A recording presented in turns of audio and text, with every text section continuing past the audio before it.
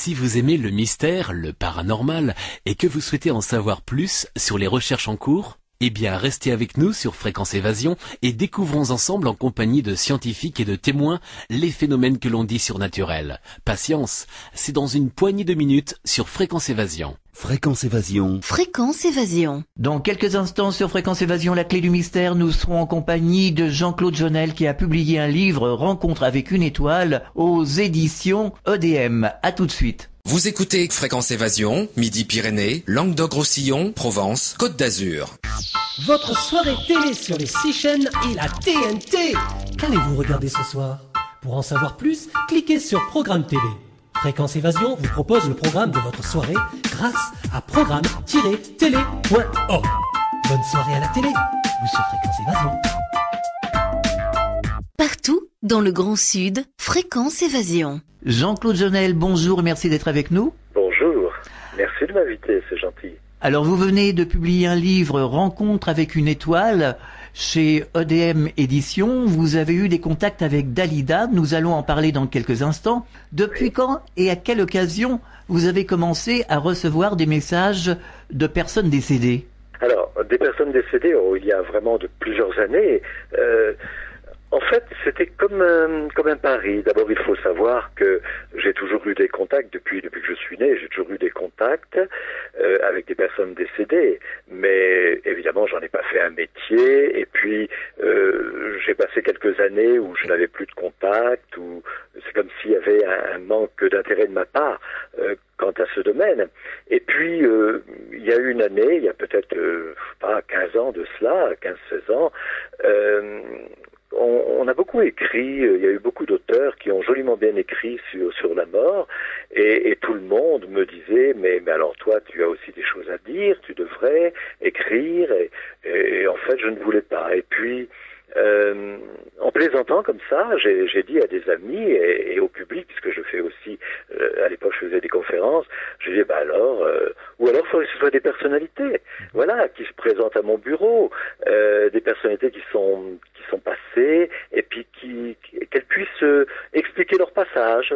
Alors c'était comme une boutade, bien sûr. Oui. Et puis quelques jours après, peut-être quelques semaines après, je rentre dans mon bureau et là je sens des présences, quoi, comme lorsque j'étais enfant et même adolescent, c'était assez important. Et je me suis dit mais est-ce qu'on m'a pris au mot? Est-ce que l'au-delà m'a pris au mot? Alors c'était assez curieux.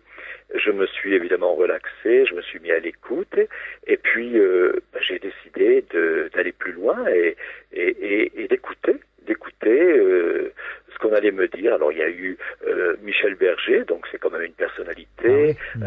J'ai eu Jung, bien sûr, il y a eu Dalida. Et alors donc j'ai écrit ce que la mort m'a confié. Ces personnalités racontent leur passage. C'était vraiment passionnant, un petit peu à la manière, vous savez, des personnes qui font des NDE. Ah oui, tout à fait. C'est exactement ça. Hein, c'est exactement ça. Puis voilà, et puis il y a quelques années après, évidemment, quand Dalida est partie, comme j'étais un fan, pour autant je l'ai jamais rencontré, mais malgré tout, j'étais un fan, et donc bien sûr ça m'a touché, et voilà. Et donc comme elle est venue, et j'explique que dans ce que la mort m'a confié, ça m'a réconforté, et puis une fois, comme ça, il y a quelques années, je crois que c'était pour les 20 ans de son départ, à un an près, j'étais avec des amis, et je pensais pas à Dalida, on était en train d'admirer des fleurs dans un parc, et il y avait des couleurs magnifiques, et d'un seul coup, je sens une présence, et je ne sais pas pourquoi, immédiatement, je sais que c'est Dalida. Alors je dis à mes amis, mais il y a Dalida. Alors comme tout le monde est habitué, évidemment, ça ne choque personne, mais j'étais dans un parc, il y avait des gens, bon, c'était pas le moment, puis ça m'a impressionné. J'ai pas donné suite, mais j'ai senti cette présence vraiment fortement. Puis quelque temps après, dans mon bureau, j'étais avec mon collègue et je m'apprêtais à faire un enregistrement de texte, donc j'étais concentré, il y avait un magnétophone préenregistré, je refaisais une lecture pour poser la voix, et donc j'étais vraiment concentré sur le texte, et d'un seul coup, à nouveau, la présence. Je sais encore que c'est Dalida. Vous savez, ça s'est produit comme si c'était un parfum. Vous savez, des fois, quand vous connaissez quelqu'un quelqu'un, Ouais. vous sentez le parfum, vous savez que c'est la personne, quoi. Et ça s'est passé comme ça. Et là, j'ai dit à mon collègue, là, vraiment, je peux pas faire autrement. Il y a la présence d'Alida. Je vais me laisser aller à cette énergie, puis on va voir qu'est-ce qui va se passer. On va enregistrer. Et ça a été le premier message. Et il y en a eu 13 comme ça. Je n'ai jamais cherché. C'est toujours elle qui s'est manifestée. Voilà comment ça a commencé. Alors, quels ont été justement les premiers messages que Dalida vous a envoyés? Alors, je ne sais pas si on peut parler vraiment de message, parce que en fait, ça se présente. Ce qu'elle dit d'abord, dans un premier temps, elle parle bien sûr de son départ et elle explique une nouvelle fois comment ça s'est passé et puis surtout ce qu'elle a trouvé. Et tout au long du livre et tout au long des rencontres, moi j'appelle ça, les messages, j'appelle ça des rencontres, elle s'efforce vraiment d'expliquer que finalement ce qu'elle trouve de l'autre côté, c'est ce qu'elle a toujours cherché, seulement quand elle était vivante, elle cherchait l'amour, bien sûr, mais elle cherchait l'amour à travers quelqu'un, à travers son public. Oui, bien sûr. Mais elle avait simplement oublié, ou peut-être qu'elle l'a jamais su, que l'amour se tenait en elle et que c'était une rencontre avec elle-même. Et c'est ce qu'elle a trouvé de l'autre côté. Donc elle explique cela. Elle explique que c'est en étant vivant sur Terre qu'on peut faire de belles rencontres avec l'amour et donc avec soi-même. Elle explique aussi que bien sûr elle a fait des années d'analyse, que ça lui a rendu service, mais que ça ne lui a pas donné la lumière. Ça lui a expliqué des choses, mais elle n'a jamais obtenu la lumière ou l'amour par rapport à ses analyses. Elle explique la spiritualité, les recherches qu'elle a pu faire. Bien sûr qu'elle s'en est approchée de cette compréhension, mais rien ne vaut que l'état lumineux dans lequel elle s'est retrouvée, et cet amour qu'elle a immédiatement ressenti, qu'elle avait tant de mal à trouver sur Terre, et pourtant qu'elle pressentait que cela existait. Et voilà. Elle explique tout ça. Alors ce sont des rencontres. Elle revient parfois sur la première rencontre pour peut-être approfondir un peu plus. C'est intéressant évidemment, mais je trouve qu'il y a, tous ceux qui l'ont lu disent qu'il y a une sorte de poésie aussi. Et ceux qui connaissent bien Dalida pour l'avoir fréquentée disent qu'ils retrouvent évidemment des propos à elle, bien sûr, et que c'est dit avec profondeur, vraiment. On retrouve sa profondeur, sa qualité de vie intérieure et cette richesse des valeurs qu'elle portait. Dalida vous fournit un nombre d'explications sur le pourquoi et le comment de sa vie sur Terre et sa découverte des mondes supérieurs où elle se trouve maintenant. C'est bien ça. Voilà. Quels sont les messages que vous recevez en ce sens? Comment elle vit aujourd'hui ce changement d'état? Alors voilà, vous avez raison de parler de changement d'état, parce qu'en fait c'est exactement ça. Alors évidemment, il ne faut pas se représenter l'au-delà, ce n'est pas Dalida dans l'au-delà ne porte plus ses jolies robes, et peut-être que c'est une énergie, je veux dire, c'est l'âme, donc c'est forcément toute l'intelligence, toute sa conscience qui demeure dans l'au-delà. Donc il n'y a plus rien de physique.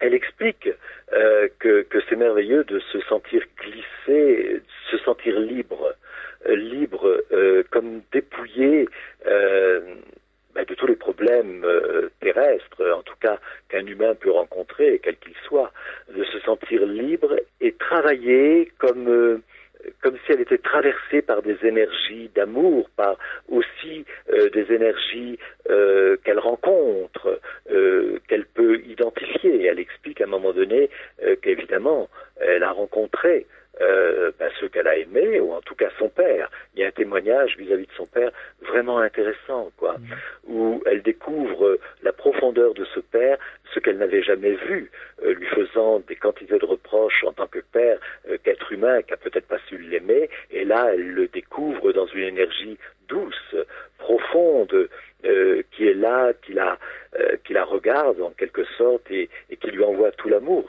ce qui la bouleverse bien sûr. Peut-être qu'il s'agit de niveaux, de certains, de conscience, je ne sais pas, mais là où elle se trouve, c'est plus de l'énergie, de l'intelligence, c'est la conscience travaille, qui s'éveille davantage, qui prend contact avec des mondes supérieurs dans lesquels elle se sent bien, des mondes d'amour, bien sûr. Alors ici à la radio, nous recevons justement des témoins qui ont vécu des expériences aux frontières de la mort, des NDE, comme Nicole Dron, par exemple. Oui. Ou des personnes qui font des OBE, qui sortent volontairement de leur corps. Est-ce qu'il y a des mots pour décrire dans quel environnement vit Dalida? Est-ce qu'elle vous donne des informations? Par exemple, à la page 65, j'ai relevé une phrase « Même l'au-delà peut être rythmé par le temps terrestre ».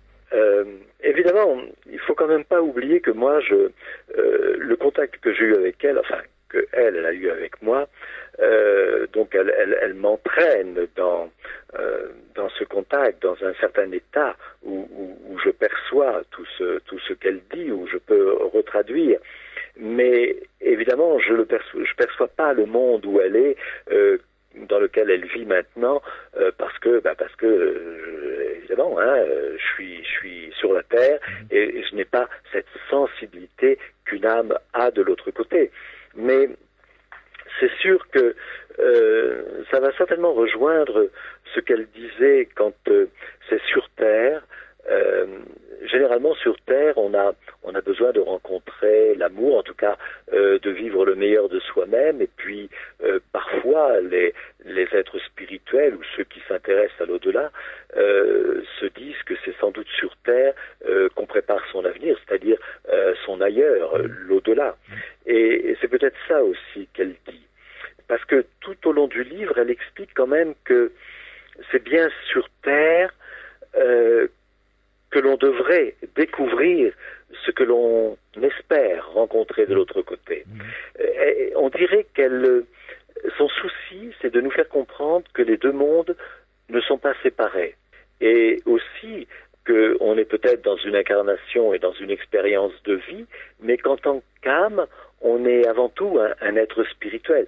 Donc finalement, on comprend à travers ses propos que elle, en tant qu'âme, et donc en tant qu'être spirituel, elle est venue vivre une expérience humaine, c'est ce qu'elle décrit, à travers ses amours, ses blessures, ce qu'elle n'a pas compris, ce qu'elle aurait voulu rencontrer, et que finalement, c'est un potentiel qu'elle portait en elle, qu'elle découvre maintenant qu'elle a quitté cette terre.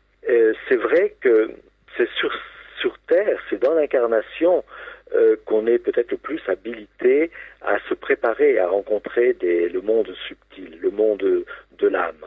Et c'est pour ça qu'elle dit que la rencontre avec elle-même n'a pu se faire que de l'autre côté, quoi. Alors que chacun de nous, comme elle-même, a le pouvoir que ça puisse se faire sur Terre. Je pense que c'est peut-être ça qu'elle a souhaité raconter. Oui, on choisit son destin, c'est ce que dit Dalida finalement. Eh oui. Dalida vous parle de son passage d'un monde à l'autre? Oui. Alors, elle explique pas ce qu'elle a fait pour partir, bien sûr que non. Mais elle explique qu'elle s'est comme endormie. Et puis que quand elle a ouvert les yeux, il y avait un jeune homme lumineux dans la pièce, avec un rayonnement très doux, une force. Elle a compris qu'elle devait aller vers lui, et c'est là qu'elle a constaté que finalement elle était partie. Elle avait réussi son geste, et qu'ensuite il l'emmène dans un monde lumineux, et que elle explique d'ailleurs très bien que, et ce qui l'a étonné, ce sont ses propos, c'est que d'abord le jeune homme, on ne sait pas qui c'est, mais c'est peut-être une énergie, peut-être un guide sur ces plans-là, ça je ne sais pas, ne lui fait aucun reproche, ni par le regard, ni aucun mot, que le geste et la vibration est douce, il tend juste ses bras, il est accueillant. Et c'est ça qui la surprend, que même les rencontres qu'elle peut faire, puisqu'elle rencontre les siens, personne ne lui fait de reproches, ne la juge, rien. Non, on lui fait aucun reproche, c'est comme si on lui avait fait confiance, on l'accueille tout simplement, voilà. On l'accueille avec amour, et c'est ça qui l'a étonné dans un premier temps. Ah oui, et c'est un peu le récit des personnes justement qui vivent ces fameuses NDE. Il y a beaucoup de personnes qui reviennent avec ce genre de message. Oui, c'est vrai, oui. Ouais. On marque une pause, on revient dans quelques instants. Radio Fréquence Évasion, le son de la Côte d'Azur. Fréquence Évasion vous informe sur votre région. Que se passe-t-il près de chez vous? Pour le savoir, cliquez sur Région et Office de tourisme. Bon séjour dans le sud. Venez visiter le site Fréquence Évasion, www.fréquenceévasion.com. De Menton à Toulouse, Radio Fréquence Évasion, le soleil du Grand Sud. Nous sommes toujours en compagnie de Jean-Claude Jonel. Nous faisons un hommage à Dalida dans ce numéro de la Clé du Mystère, émission un petit peu spéciale. Dalida vous dit également dans un message qu'elle avait peur de vieillir sur Terre et qu'elle aurait dû penser à la beauté de l'expérience. Oui, en fait, à la beauté de l'expérience, c'est-à-dire à la beauté intérieure de cette femme à l'intérieur d'elle, à cette beauté-là. Mais je ne sais pas comment expliquer ça. Je comprends tout à fait que j'ose dire que Dalida ait pu partir, parce que c'est vrai, on sait la belle femme qu'elle était, la belle âme qu'elle était, ce rayonnement, ce charisme, indépendamment de cette chevelure magnifique, mais vraiment, quand, je ne sais pas si vous avez eu l'occasion d'avoir sur scène, mais quand elle apparaît, c'est une déesse, quoi. Vraiment, hein, c'est une déesse égyptienne, elle est absolument merveilleuse. Et bien sûr que cette femme, voir cette beauté, peut-être flétrir un peu, je ne sais pas comment dire. En tout cas, c'est sûr qu'elle a eu peur de vieillir, peur peut-être de perdre son public aussi.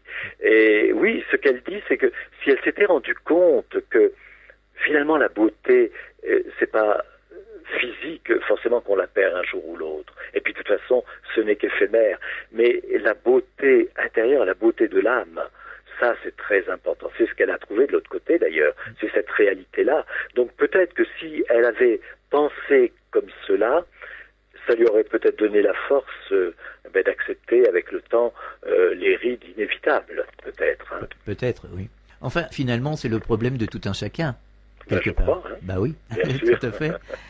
Est-ce que Dalida vous informe sur le processus du cheminement de l'âme, notamment, je pourrais penser par exemple à la réincarnation, puisque certains en parlent beaucoup, notamment dans cette émission. Est-ce que vous avez eu des informations venant de la part de Dalida? Non. Je me souviens pas, tout est dans le livre, mais je ne me souviens pas qu'elle ait pu me parler de réincarnation ou... Non, non, absolument pas. Non. C'était pas son propos. Vraiment, les propos de ces rencontres, c'était surtout nous montrer la beauté de la vie sur Terre, qu'on peut vraiment rencontrer cette beauté intérieure tout en étant vivant, et malgré les souffrances, les blessures, et maintenant, si elle était toujours là, peut-être qu'elle dirait, et malgré la crise. Hein, oui, il y a la possibilité de rencontrer ce que l'on est, parce qu'à l'intérieur de soi, finalement, il n'y a pas de crise, il y a rien de laid, il y a que cette beauté intérieure, il y a cette dimension spirituelle que l'on découvre une fois, évidemment, qu'on est parti. Elle insiste beaucoup sur ça, moi j'ai trouvé. Mais elle ne parle pas de réincarnation, non. Alors certaines personnes nous disent souvent sur cette antenne que l'âme choisit son parcours avant de s'incarner dans le monde physique. C'est-à-dire, vous voulez dire que l'âme choisit son incarnation? Voilà, tout à fait. Ça, oui, je crois aussi. Je ne sais pas si Dalida parle ainsi, mais à travers ses propos, l'analyse qu'elle fait de son parcours sur Terre et ce qu'elle vit maintenant, on peut comprendre effectivement qu'elle a choisi, comme tout un chacun, qu'elle a choisi ce parcours, et certainement pour des raisons peut-être karmiques, mais peut-être plus pour des raisons d'évolution, des raisons de grandeur intérieure. On en est toujours là, hein. La recherche de l'amour, quoi, qui est la clé de tout, bien sûr. Et la recherche de l'amour, c'est inatteignable quelque part, c'est l'infini, c'est l'éternité. Oui, voilà, c'est ça. C'est l'amour, parce qu'elle parle de l'amour inconditionnel, vous savez, l'amour absolu, l'amour divin. Alors c'est vrai que c'est difficile de rencontrer ça sur Terre. Quand même, c'est sûr. On cherche plutôt l'amour à travers quelqu'un. Et d'ailleurs, c'est ce qu'elle explique, qu'elle a cherché l'amour à travers le regard de quelqu'un, à travers un amoureux, donc à travers un homme, puis aussi à travers son public, bien sûr. Et puis elle a chanté que les chansons d'amour, dont les textes étaient vraiment profonds. Et alors qu'elle cherchait, c'est ça aussi qu'elle a confondu. L'amour qu'elle cherchait, elle ne pouvait pas le trouver en quelqu'un. C'était qu'en elle-même, parce que c'est l'amour divin. C'est ça, c'est cette réalité-là. Alors c'est vrai que c'est immense. Alors Dalida dit maintenant, la vie ne peut plus m'être insupportable puisque c'est moi qui la porte et qui l'anime. Donc c'est un joli message. Oui, je pense qu'elle fait allusion au mot qu'elle a laissé, vous savez, pour son suicide. Oui. Pardonnez-moi, la vie m'est insupportable. Et là, donc elle reprend ça en disant que la vie peut plus lui être insupportable puisque finalement, elle a trouvé ce qu'elle cherchait, et puis surtout, elle fait allusion à la vie intérieure. C'est elle qui la porte, donc c'est cette rencontre avec elle-même, cette vie intérieure qu'elle a enfin rencontrée. Est-ce que vous recevez toujours des messages de Dalida? Non. Plus maintenant? Non, plus maintenant. Alors, bien sûr, on m'a souvent posé la question, mais pourquoi moi, je dis en plaisantant que peut-être elle a choisi quelqu'un d'autre, je sais pas. Mais non, je pense que pour l'instant, tout a été dit de ce qu'elle souhaitait dire, je suppose. Et puis, simplement, j'ai eu de sa part. Parce que là, c'était un rêve tellement magnifique. Vous savez que les rêves peuvent être prémonitoires ou en tout cas tout un enseignement. Bien sûr. Tous les rêves, mais malgré tout, quelques-uns. Et après avoir terminé le livre, que Orlando ait donné son accord. Alors j'ai eu un rêve absolument magnifique où carrément elle est venue, mais là c'était un rêve, c'est pas une extension de conscience, rien. Elle est venue simplement me rencontrer juste pour me remercier. Et alors, elle apparaissait exactement comme lorsque, vous savez, on la voyait arriver sur scène, avec cette belle démarche, d'une grande simplicité, sans aucun maquillage, mais malgré tout, c'était Dalida, et elle n'avait pas besoin de tout ça pour être belle ou être reconnue. Et c'est tout, c'était juste un remerciement, mais intense remerciement.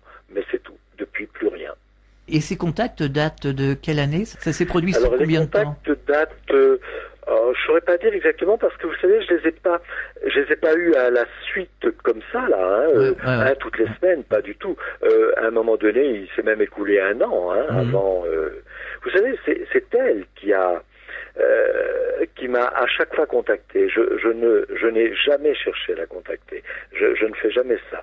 Et c'est elle, donc c'était, je suppose que quand elle le voulait, mais en tout cas c'était 2009, 2010.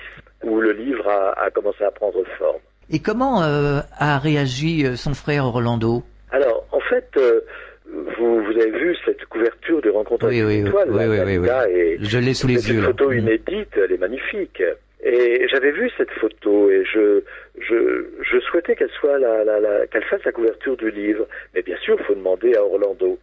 Et Orlando m'avait déjà contacté par l'intermédiaire de Universal Music pour prendre des extraits. J'avais déjà écrit dans des revues sur Dalida, et quand pour les 20 ans de Dalida, il a fait forcément un hommage pour les 20 ans de son départ, et il a demandé par Universal Music si j'acceptais de participer, de faire un livret en prenant des extraits du livre Ce que la mort m'a confié, dont je vous parlais tout à l'heure, et puis d'articles que j'avais fait paraître comme ça, ce qui veut dire qu'il se tient au courant de tout, Orlando.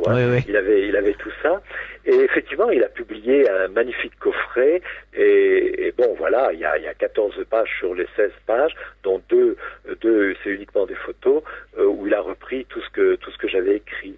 Voilà, et puis du coup je me suis autorisé à lui demander s'il acceptait, s'il donnait l'autorisation qu'on publie cette photo. Alors, il m'a dit, enfin, c'est à mon éditeur, il lui a dit, avant, je veux lire le manuscrit. Bon, ok. Et puis, voilà, quoi, il a accepté, mais vraiment, je crois que c'est 2-3 jours après, il a recontacté mon éditeur en disant, c'est ok, j'envoie un mail, je donne la permission pour la photo, il a même chargé son secrétaire que ça soit, je sais pas comment on dit là, pour que ça soit bien net, une belle photo, et voilà, et il a trouvé que c'était bien, qu'il fallait que ce soit publié, et puis voilà.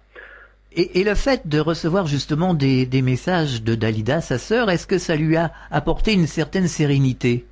Je ne sais pas parce que je ne connais pas Orlando, je ne lui ai pas parlé. Je sais simplement qu'il a téléphoné lui-même à mon éditeur pour lui dire que d'abord le livre était bien écrit, mais à mon avis ça c'est normal parce que j'ai rien retouché. Donc c'est Dalida qui écrit, très très mystique. Effectivement, voilà. Et puis intellectuel, c'est vrai qu'il faut réfléchir un peu dans ce qui est dit. Voilà, il a apprécié, mais je ne sais pas si ça lui a apporté quelque chose. Ce que je sais, c'est qu'il a évidemment donné l'autorisation, et vous savez qu'Orlando, tout ce qui concerne sa sœur Dalida, il fait très attention. Oui, j'en suis sûr, que n'importe quoi soit écrit, il est très très prudent. C'est vraiment le gardien de l'âme de Dalida, on va dire ça. Et donc il a apprécié en lisant le manuscrit, il a forcément apprécié puisqu'il a donné l'autorisation, bien sûr. Et puis je sais aussi que sur le site de Dalida, le livre, je ne sais pas s'il y est encore, mais sur le site officiel de Dalida, le livre est resté. Il l'a présenté pendant des mois et des mois. Alors là, je sais pas s'il y est toujours, mais en tout cas, voilà. Donc, pour qu'il fasse tout ça, c'est que certainement il a été touché. Je ne le connais pas, donc je ne sais pas. Il m'a rien dit évidemment, mais voilà, on peut supposer qu'il a été touché. Il a dû reconnaître quand même des choses, des conversations qu'il a dû avoir avec lui. Puis vous savez, Dalida parle aussi un peu de son frère d'Orlando, où elle dit que finalement, c'est l'homme qu'elle aurait dû rencontrer. Dommage que ce soit son frère. Mais voilà, elle lui est reconnaissante. Elle l'aime énormément et vraiment, elle lui rend hommage aussi. Alors voilà, Orlando a sans doute été très très content de tout ça et il a aussi voulu que ça se sache peut-être, puisque c'est normal d'ailleurs. Tout à fait. Je pense qu'il a été sensible à la profondeur. Je suis persuadé, il le dira certainement jamais, mais je suis persuadé qu'il a ressenti la profondeur et retrouvé quelque part sa sœur. Et comme ils étaient tellement proches, tellement unis, tellement fusionnels, que peut-être aussi au plus profond de lui-même, c'est ce qu'il pense ou c'est ce qu'il espère. Alors voilà. Jean-Claude Jonel, vous donnez des conférences ? Rarement, mais ça m'arrive, oui. Oui. Mais généralement, c'est pas. Je donne des conférences, oui, mais c'est surtout sur les valeurs, sur la profondeur des êtres. Mais je ne fais pas de conférences où évidemment je fais des manifestations concernant l'au-delà de ça. Il m'est arrivé de faire des conférences avec, vous parliez tout à l'heure de NDE, Nicole Dron, évidemment, qui est remarquable dans ses explications et par rapport à ce qu'elle a vécu. Et évidemment, j'ai même fait une conférence avec elle en Corse, où elle explique son expérience, et moi, mes rencontres avec Dalida, et ça a beaucoup plu, évidemment. Mais c'est tout. C'était les rares fois où j'ai parlé de cela en public. Vous avez des projets ? Oui, en fait, je fais des ateliers de formation aux valeurs, donc à l'âme aussi, j'explique la spiritualité, surtout l'état d'esprit, et puis bien sûr, je suis avant tout un écrivain, donc j'écris beaucoup sur l'art de vivre, les valeurs et tout ça. On en a bien besoin. Aider les gens à comprendre. Et puis aussi, il faut dire une chose, c'est que rencontre avec une étoile, donc cette rencontre avec Dalida, si particulière, m'a donné une réelle motivation, même confiance dans tout ce que j'ai pu dire jusqu'à présent en ce qui concerne les valeurs. Parce que finalement, dans son livre, elle parle d'amour, mais au-delà de tout ça, ce sont les valeurs. C'est un art de vivre, c'est vraiment le respect, la tolérance. Elle parle de tout ça. Alors, ça appuie encore tout ce que j'essaie de faire pour intéresser les gens à eux-mêmes. Vous avez un message adressé aux auditeurs ? Peut-être que le message que je pourrais donner, puis que je me dis surtout à moi-même, parce que je suis pas différent des autres, quand je dis quelque chose, c'est surtout moi qui écoute, peut-être que malgré tout ce que l'on peut dire, malgré des fois certaines personnes qui peuvent dénigrer tout ce qui est fait, il faut être convaincu que la spiritualité n'est pas de la bondieuserie, mais avant tout un état d'esprit. c'est avant tout un art de vivre intérieur, que chacun est digne d'exprimer ce qu'il ressent et que, comme le dirait Dalida finalement, le livre sert à ça aussi, je peux lui prendre ces mots, que c'est sur Terre que l'on apprend à devenir meilleur, à vivre le meilleur de soi-même. C'est peut-être d'ailleurs ce qu'on retrouvera décuplé de l'autre côté lorsque le moment sera venu. Mais que la vie mérite d'être vécue, c'est sûr. D'ailleurs, Dalida dit, je voudrais préciser ceci, quant au suicide, elle dit bien qu'il ne faut pas le faire, qu'elle n'a pas pu faire autrement parce que peut-être que c'était le moment, mais que c'est pas quelque chose à faire et même à penser. Il faut avant tout vivre, être heureux de vivre et faire quelque chose de sa vie parce que c'est comme ça aussi qu'on se rencontre. Alors pour terminer, est-ce que Dalida a un message adressé à son public ? Je sais pas, parce que, comme je vous le disais tout à l'heure, je n'ai pas de contact avec elle depuis un moment, depuis la fin de ce livre. Alors, je dirais peut-être que le message qu'elle pourrait transmettre, Dalida, je suis sûr, c'est de lire Rencontre avec une étoile et de méditer, parce que elle l'a, j'ose dire cela, elle l'a joliment bien écrit. Comme j'ai rien modifié, c'est vraiment ses propos, et que finalement, voilà, ça peut être le beau message qu'elle délivre, un message d'amour en tout cas, ça c'est sûr. Et si elle pouvait parler actuellement, là, à travers la bouche, c'est sûr qu'elle parlerait toujours d'amour, et c'est ce qu'elle souhaite à tous, ça c'est certain. Mais le livre ne parle que de ça, et je pense que c'est utile de lire Rencontre avec une étoile, parce que c'est aussi une rencontre avec soi-même. Vous avez un site internet ? Un site internet, oui, des éditions Entre deux mondes. Alors c'est www.entre-2-monde, évidemment pluriel, .net. Merci Jean-Claude Jonel d'avoir participé à la Clé du Mystère sur Fréquence Évasion, et à très bientôt sur cette antenne. À très bientôt, merci beaucoup. À très bientôt, au revoir. Au revoir. Fréquence Évasion.